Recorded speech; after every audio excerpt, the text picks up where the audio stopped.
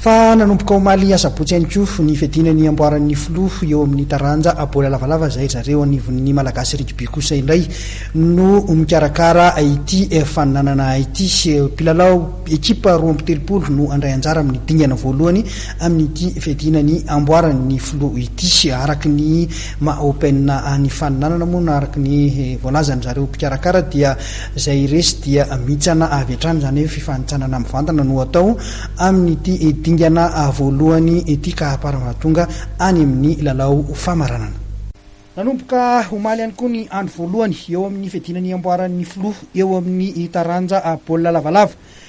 amin'ity dingana voalohany ity araka ny nambarany tompon'andraikitra teknika eo anivon'ny malagasy rugby zay mikarakara ny fananana dia ekipa 23 no miatrika zay dingana voalohany izay fanitsanana mivantana moa izy ity ka zay resy dia mody avy hatrany mamoaka ekipa 70 avy eo izay 23 zay ka iona kosa amin'ny indray amin'ny TFA anaty azo tamin'ny Manosy be 15 FA 15 avenir VT Mahatsalovana ny Besarety ny FTA Andavamamba ary ny Asa Ambomanarina iverina ho ekipa 70 indray zany no mandray anjara manomboka eo aorin'izay dia amoaka ekipa 9 indray ny aorinan'izay fifaninanana izay dia any vo hiditra tsihatra ireo ekipa division voalohany zay ahitana ny FT Mamanjakaray ny USAnankady fotsiny Kosfa 3F5 Savoniry Tropical Ikupa GSTA Anambondrina ary ny UIRC izay zany no fizotran'ity amboaran'ny filoha ho an'ny taona 20 sy 2000 ity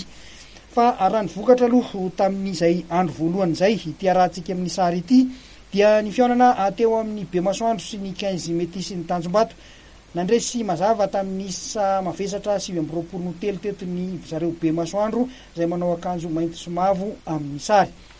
toy izao kosa ireo vokatra hafa nandritra izay andro voalohany zay ny 15 black nandresy ny 3 nakorontanandrefana tamin'ny isa 7 no 5 afita midingana manaraka zany ny 15 black ary ny jisi ato madinga nandresy ny ATN tamin'ny isa 4 no 5 ny RFA Akazomanga dia nanamotsana ny BCM Mazo tamin'ny isa 20 no 3 ary ny FTN Nanoa dia nandresy ny FTFA tamin'ny isa 4 no 20 ary ny Mangara dia nandresy ny 15 bananina tamin'ny isa 13 no 3 itoy amin'ny faran'ny herinandro zao indray ny fananana eo amin'izay fedina ny amboaran'ny filoha izay.